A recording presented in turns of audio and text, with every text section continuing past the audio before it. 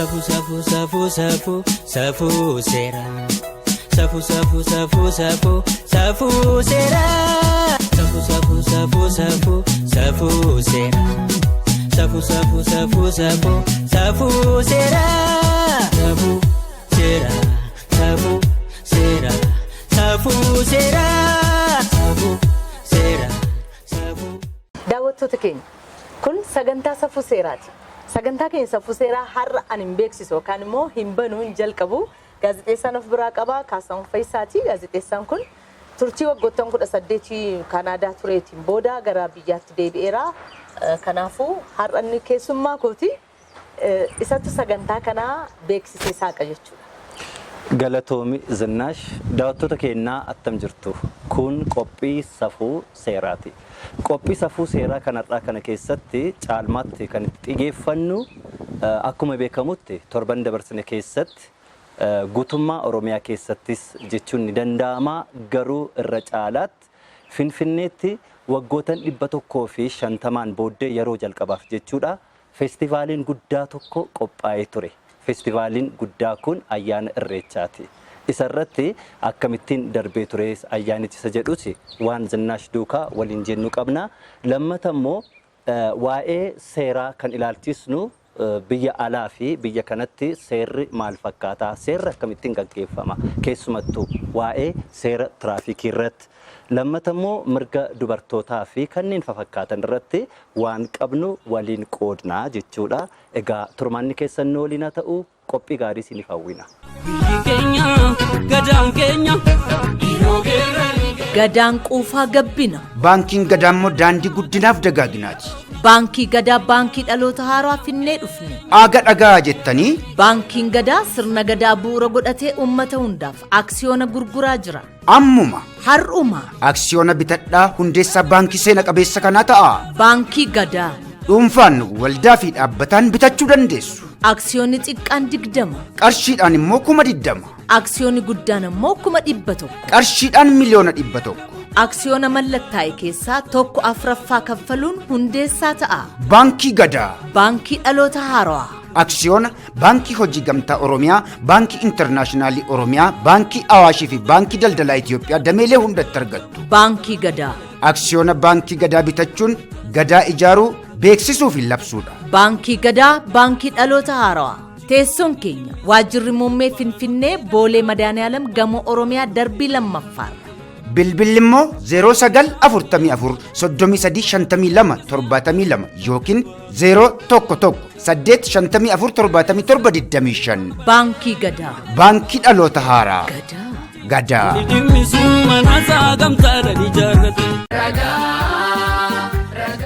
Eejensiin galmeessa ragaa bu'uuraa hawaasummaa naannoo Oromiyaa taateewwan dhalootaa gaa'ela hiikkaa gaa'elaa guddifachaa fi du'a galmeessa. Taateewwan bu'uura hawaasummaa bu'uura jiruu fi jireenya dhala namaati. Taateewwan galmeessisuun tajaajila bulchiinsaaf, haqaaf, istaatistiksiif oola. Eeyyee nama dhuunfaaf ammoo mirga lammummaaf, daa'imman maatii fi firarraa dhalatan beekuuf, gaa'ela umurii malee ittisuuf, mirga dhaaltummaa mirkaneessuuf, paaspoortiif, eeyyama konkolaachisummaaf, akkaawuntii baankii banachuu fi inshuraansiif fuulduraaf kan gaafatamu waan ta'eef gamanumaa qophaa'uun gamnummaadha. Taateewwan galmeessisuuf fagoo utuu hin deemin manaajira ganda keessanii yookaan qondaala galmee kabajaa bira dhaquudhaan galmeessisaa waraqaa ragaas fudhadhaa. Dhaloota guyyaa 90 keessatti gaa'ela hiikkaa gaa'elaa guddifachaa fi du'a ammoo guyyoottan 30 keessatti galmeessisaa. Taateewwan galmeessisuun mirga qofaa osoo hin taane dirqama seeraa qaba. Ragaa qulqulluu qabaachuun qaroomina. Eejensii galmeessa ragaa bu'uuraa hawaasummaa naannoo Oromiyaa.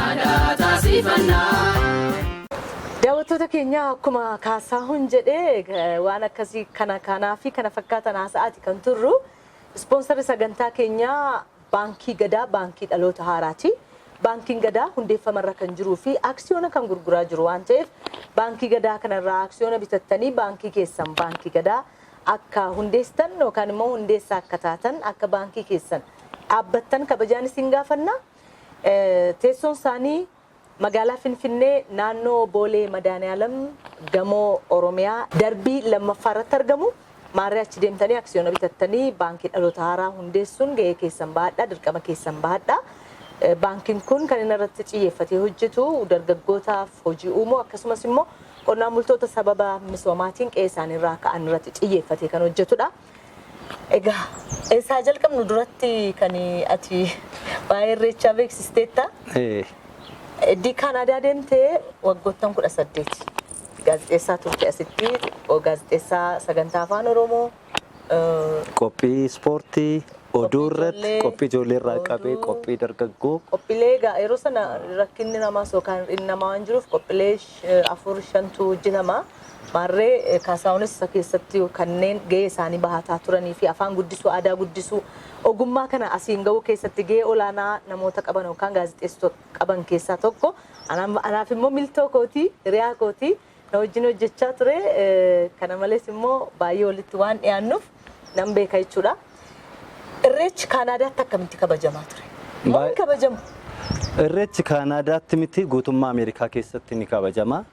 Kan kabajamu akkuma isa asiitti yoo ta'u baateeyyuu Oromoonni wal ga'ee wal qabatee lafa lagni jirutti deemee guyyaa sanbata guddaattis haa ta'u guyyaa irreecha asii ooluu qixuma isaatti lagatti bu'ee irreeffatee sirbee gammadee tokkummaa isaa agarsiisee deebi'a jechuudha. Garuu as dhufee gaanamma abbaa carraati sagantaa guddaa waa tokko sitti mukan hin barbaadu maayinni guutummaa Ameerikaa keessatti yennaa boona samar gaafa ta'u feestivaalonni adda addaa ni qophaa'u. Feestivaalota kanneen keessa guddaadha jedhamee kan waamamu feestivaalli kaarnivaal kan jedhamu jira. Kaarnivaal aadaa kan biraa immoo Afrofest kan jedhamu lammiiwwan Afrikaa kan walitti gurmaa'an jira inni sadarkaa lammaffaa irrattidha. Garuu inni kaarnivaal jedhamu sun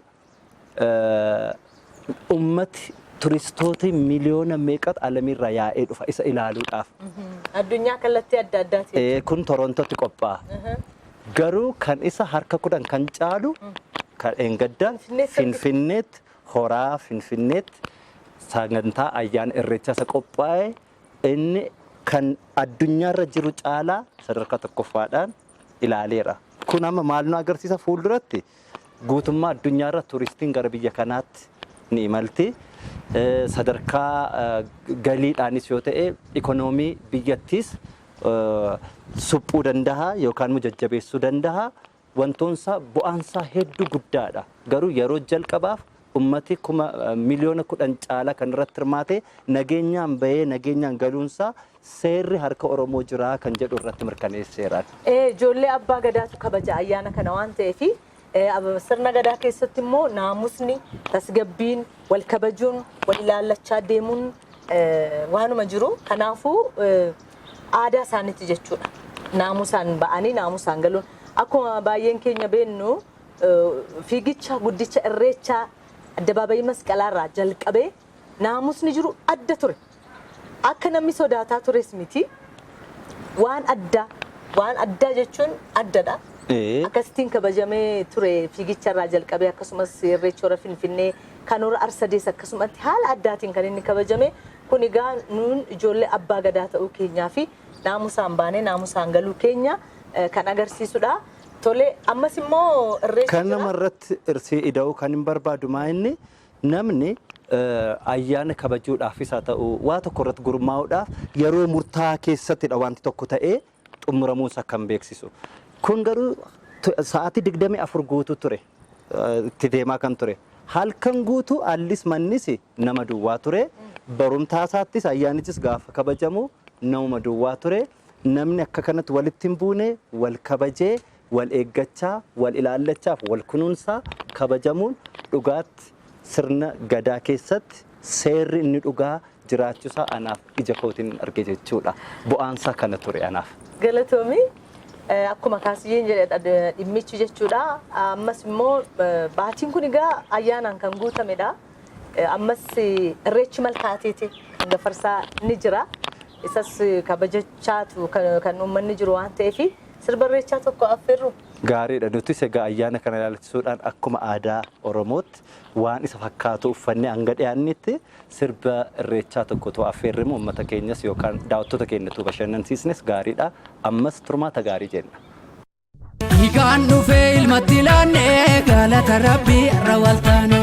Hiikaan dhufee ilmatti laannee galata Rabbii irra waltaane. Hiikaan dhufee ilmatti laannee hora gullallee tarra dachaane. Hiikaan dhufee ilmatti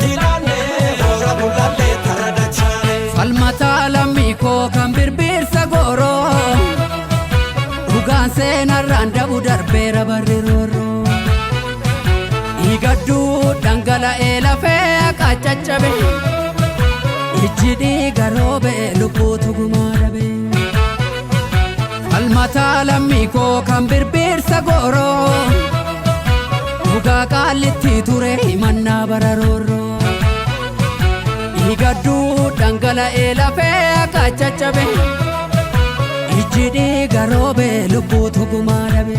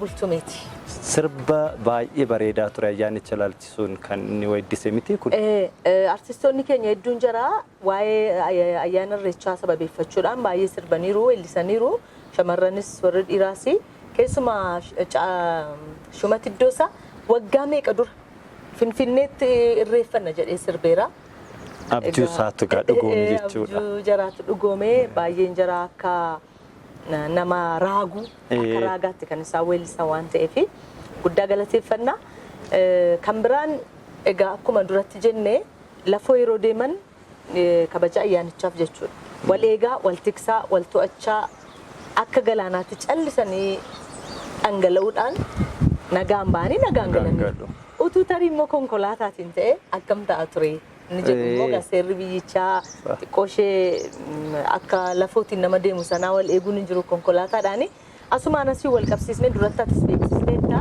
kaasiyee seerri tiraafikii biyya keenyaa fi seerri tiraafikii biyya ati jiraattu biyya alaa ati deemtee beektu maal fakkaatame isa jedhu sana akka wal bira qabsiistee akka nutti himtuuf baay'ee gaariidha baay'ee gaariidha amma kan hawwine engadda ayyaana isa guddaa qophaa'e kan irratti namni of eegaa wal kabajaa wal jaallachaa kaayyoo sagalmaan gaheera ituu konkolaataadhaan ta'e immoo akkamittiin biyyi kun even kara guddinaatiinis yoo ta'e saffisa ta'a guddiin egaa maayinni biyya ormaatti kan jiru seerri tiraafikii seera nama tokko isaati seerri jechuun daa'imummaa irraa qabanii ijoollummaa irraa qabanii duukaa ol guddatu sammuu isaanii keessatti waa'een seeraa sun mana ta'e mandhee ta'ee jira kanaaf namni si tiksuuf namni si barbaachisu si hoogganuuf poolisiin yookaan immoo qaamni kan biraas hin barbaachisu tiraafikiin daandiirra dhaabbata ani Kaanaadaa addan seene tiraafikii ijuma tiraafikiyyuu argee sin beeku dhaabbatu Traafikiin umtu hin jiru malee tiraafik kan jedhamu tokkoffaan sammuu kee keessa jira tiraafikichi maayinni sun seeradha lammatamu namni inni duukaa walitti guddate wal qabate sun tikseensaa isa keessa jira asitti kan hin ilaalu maayinni dhugaatti si'a tokko duwwaatu hin ta'in baay'ee na gaddisiisa namni yoo wal kabaje yoo seera eegee benefitiin ni jedhamu bu'aan ni jedhamu sun isumarraa argata fakkeenyaaf amma biyya kanatti namni waliin eegufaa ofittummaan itti dhagaame inni tokko achi utaalaa inni tokko kara sanaan keessa deema maaliif ofittummaan itti dhagaameetu hin jedhaan ofittummaa sana garuu harka bitaatiin argachuu kan danda'u ituu seera inni eegee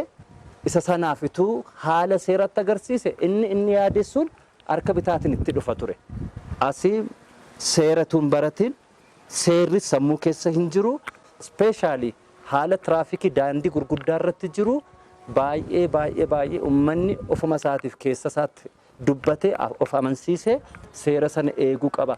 Seerri namni tokko eegu guddina biyya tokkoof guutummaadhaan guutuutti faayidaa qaba. Kana taajjabeera biyya kanatti jechuudha. Biyya ormaatti nama seera duukaa gatii guddatee fi akkaati jetteetti tiraafikiin hin jiru. Even poolisiis akka garaa keetti iddoo haallitti hin argitu yoo rakkinni si mudate maleessa isayyuu bilbilteetu. Kanaaf seerri sammuu keessa kan seene ijoollummaa isaaniiti qabi banneen barnootaati wajjin gatii guddatee fi mootummaanis immoo gara fuula duraatti seera kana daa'imummaa irraa qabee uummata keenya ittiin jajjabeessee guddisuudhaaf ittiin hojjeta jedhee nan amana. Bu'aansaa guddaa waan ta'eef. Kaarikulamii barnootaa keessa galee utuu daa'imman xixiqqooti heejii irraa jalqabee yookaan oolmaa daa'immanii irraa jalqabee utuu baratanii gaarii ta'a. Nuti sagantaa keenya irratti yeroo baay'een dubbanna. Fakkeenyaaf manuma keessattuu seera naamusa barsiisuu ajajamuu akka qaban waan gochuu qabaniif waan gochuu hin qabne adda baasanii yoo itti himan gaafa guddatanis sanumatti itti fufanii deemu jechuudha. Akkuma ati jetteetti fuulduratti mootummaan reelii kanarratti xiyyeeffate ni hojjeta amantaa jedhu guutummaadhaan guutuutti nan qaba. Bu'aa qabaafu guddina biyyaatiif namni tokko seera baruu qaba amantaa jedhu. Namni baay'ee ala turee yennaa dhufu biyya kanatti waan xinnutti dallane iddoo alleetti mufataa walloo lafaa maaliif inni achitti bare iddoo kanatti hin jiruufu sammuunsaa xinnoo ishee wantoota duukaa hin deemuuf kanatti isa aarsaa. Kanaaf guddina biyyaatiif seerri barbaachisaadha jenna nutis. Egaa kabajamtoota daawwattoota keenya waa'ee tiraafikii irratti kan biyya alaa fi kan biyya keenya wal bira qabsiisnee akkasittiin akka eddii himnee beeksisa yookaan ergaa baankii gadaa baankii dhaloota haaraa fi eejensii galmeessa ragaa bu'uuraa hawaasummaa naannoo Oromiyaa kan ispoonsaroota keenyaa daawwanne immoo gara qabxii ittaanuu kan duratti kaasiyyeen beeksise waa'ee mirgaa namaa keessumaa dubartoonni kabaja akkamii qabu achitti mirga akkamii qabu isa jedhu sanaa fi kan biyya keenya wal bira qabnee kanaasuuf nu ta'a ammas nu faana tura. Eejensiin galmeessa ragaa bu'uuraa hawaasummaa naannoo Oromiyaa taateewwan dhalootaa gaa'ela hiikkaa gaa'elaa guddifachaa fi du'a galmeessa. Taateewwan bu'uura hawaasummaa bu'uura jiruu fi jireenya dhala namaati. Taateewwan galmeessisuun tajaajila bulchiinsaaf haqaaf istaatistiksiif oola. Eeyyee nama dhuunfaaf ammoo mirga lammummaaf daa'imman maatii fi firarraa dhalatan beekuuf gaa'ela umurii malee ittisuuf mirga dhaaltummaa mirkaneessuuf paaspoortiif eeyyama konkolaachisummaaf akkaawuntii baankii banachuu fi inshuraansiif fuulduraaf kan gaafatamu waan ta'eef gamanumaa qophaa'uun gamnummaadha. Taateewwan galmeessisuuf fagoo utuu hin deemin manaajira ganda keessanii yookaan qondaala galmee kabajaa bira dhaquudhaan galmeessisaa waraqaa ragaas fudhadhaa. Dhaloota guyyaa 90 keessatti gaa'ela hiikkaa gaa'elaa guddifachaa fi du'a ammoo guyyoottan 30 keessatti galmeessisaa. Taateewwan galmeessisuun mirga qofaa osoo hin taane dirqama seeraa qaba. Ragaa qulqulluu qabaachuun qaroomina. Eejensii galmeessa ragaa bu'uuraa hawaasummaa naannoo Oromiyaa.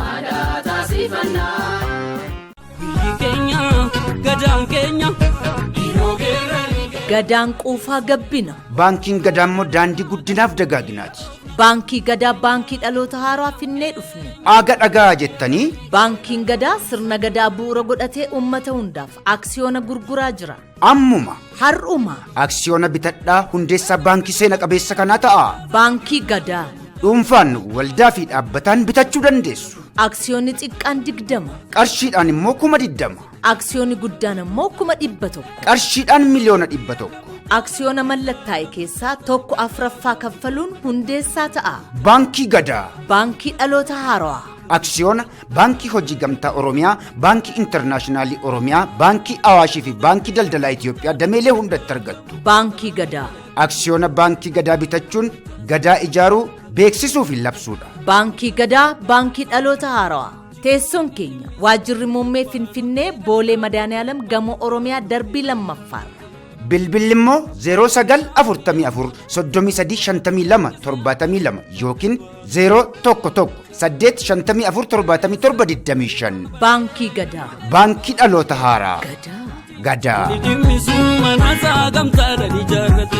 Kan daawwachaa jirtan sagantaa safuu seeraati kabajamtoota daawwattoota keenya kanan ani wajjin jiru immoo gaazexeessaa Kaasaawwan Fayyisaati.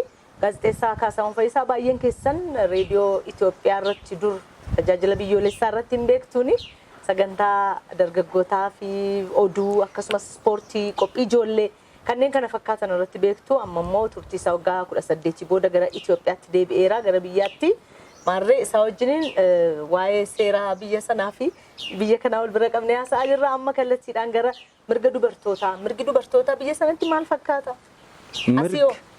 Mirgi dubartootaa biyya ormaa kan jiru maalirraa ka'a dubartiin humna jabaa qabdi dubartiin dhiibbaa fi wanti baay'ee ishee eeggataa daa'imman kunuunsuurraan qabee mana teekkeerii gochuurraan qabee haala jedhuun dhugaattis yoo ta'e immoo dubartiin uumama isheetiin addadha kabaja argachuu qabdi kun seera qofaatu hin ta'inis common sense isa jennu sanadha kanaaf mirgi dubartoota biyya ormaatti inni jiru eenyunuu caalaa bakka guddaa qaba kunis seera keessattis hin jira dubartiin akka hin taanetti biyya itti ilaalamtu miti.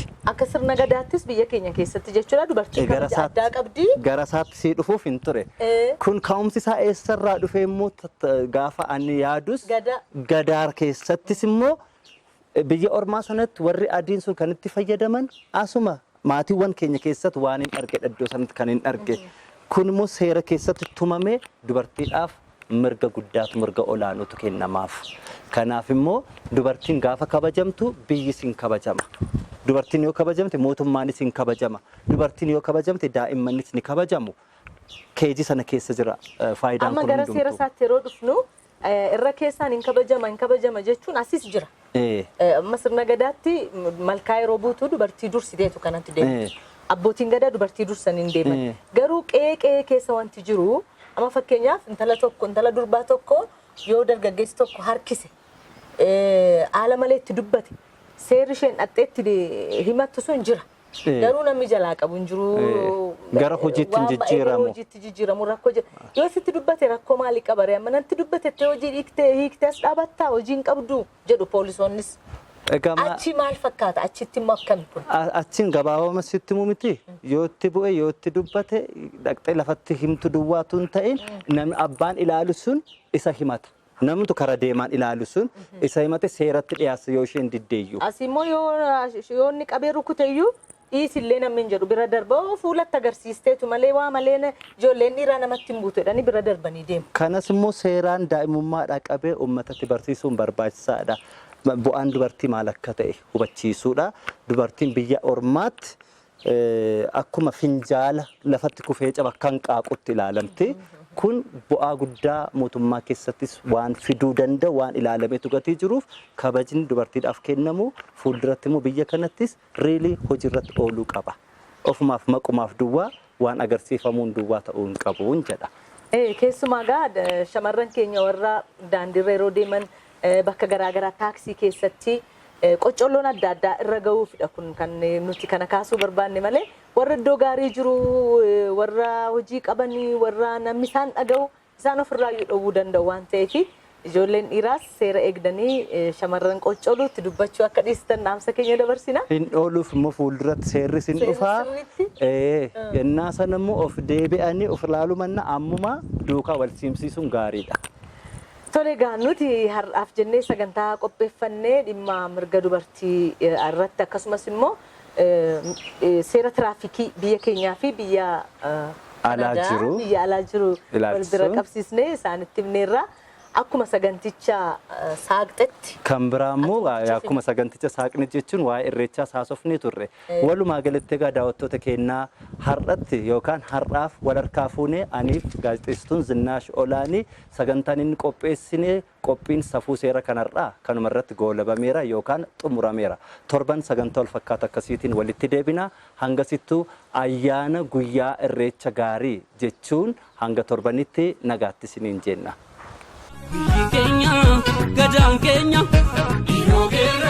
Gadaan quufaa gabbina. Baankiin gadaa immoo daandii guddinaaf dagaaginaati.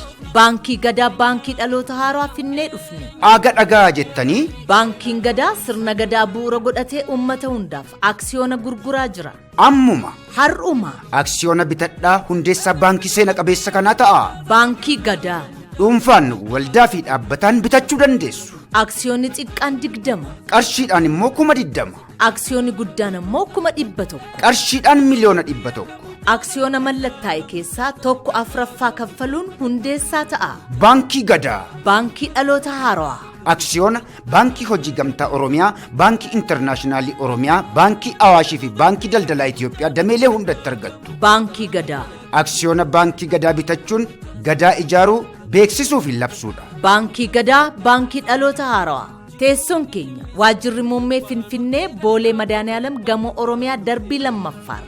Bilbilli immoo 0944 3352 72 yookiin 011 854 77 Baankii Gadaa. Baankii dhaloota haaraa. Gadaa. Safuu seeraa, safuu seeraa. Safuu safuu safuu safuu safuu seeraa. Safuu safuu safuu safuu safuu seeraa. Safuu safuu safuu safuu safuu seeraa. Safuu safuu safuu safuu safuu seeraa. Safuu seeraa.